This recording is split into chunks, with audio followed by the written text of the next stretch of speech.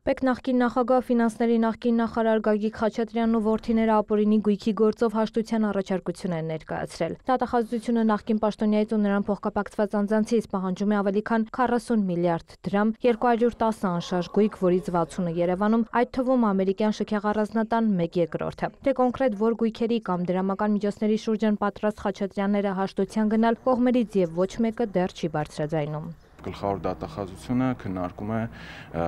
պատասխանողների կողմից արված առաջարկությունը եւ ակտիվ փուլում ենք գտնվում այս պայդրությամբ։ Հաշտության այլ մանրամասներ խուսափեմ հրապարակել։ Գագիկ Խաչատրյանին, նրա որդիների ու փոխկապակցված անձանց վերաբերյալ հայցերը դատանում քննվում են առանձին։ Օրինակ միայն Գագիկ Խաչատրյանից դատախազությունը պահանջում է 42 անշարժ գույք։ 8-ը գտնվում են Երևան քաղաքում, մասնավորապես կենտրոն վարչական շրջանում, իսկ մնացած 34 գույքերը գտնվում են Կոտայքի մարզում։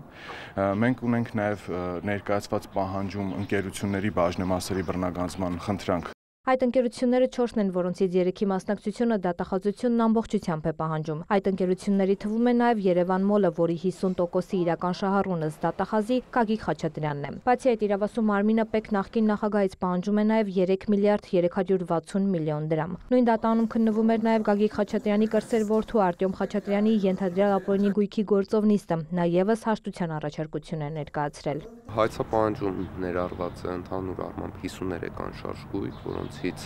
5-ը գտնվում է Երևան քաղաքում, կենտրոն վարչական շրջանում,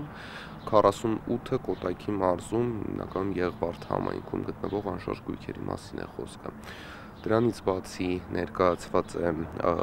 9 տրանսպորտային միջոցների բռնագանձման պահանջ եւ 17 իրավաբանական անձանցում մասնակցության բռնագանձման պահանջ։ Բացի այդ, դատախազությունը Արտյոմ Խաչատրյանից պահանջում է նաև փոխհարության պահանջի իրավունք շուրջ 6 միլիոն դոլարի եւ 173 միլիոն դրամի։ Կրտսեր որդուց պահանջվում է նաև 5.4 միլիարդ դրամ։ Հայցապահանջում ներառված է Ամերիկայի Միացյալ Նահանգներում գտնվող անշարժ գույքի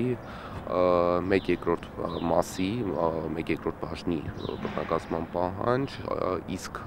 անհնարինություն առաջանալու դեպքում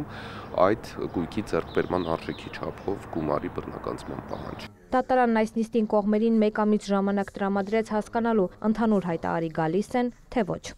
Տաթև Խաչատրյան, Արման Թովմասյան, լուրեր։